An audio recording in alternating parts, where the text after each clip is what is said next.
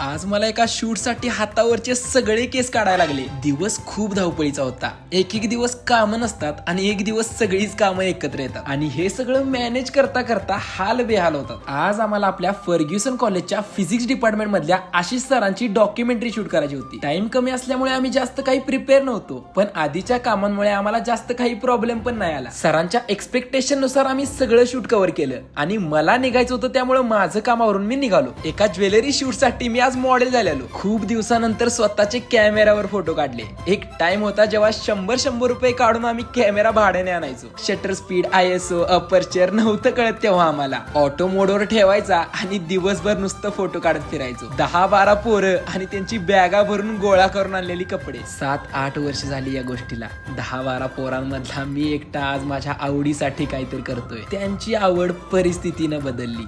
पण जर तुम्ही इथपर्यंत व्हिडिओ बघताय तर भावांनो, परिस्थिती बदला रे, आवड का बदलताय आणि करा काहीतरी त्यासाठी. बाकी तुमचा भाऊ म्हणून फॉलो करून घ्या.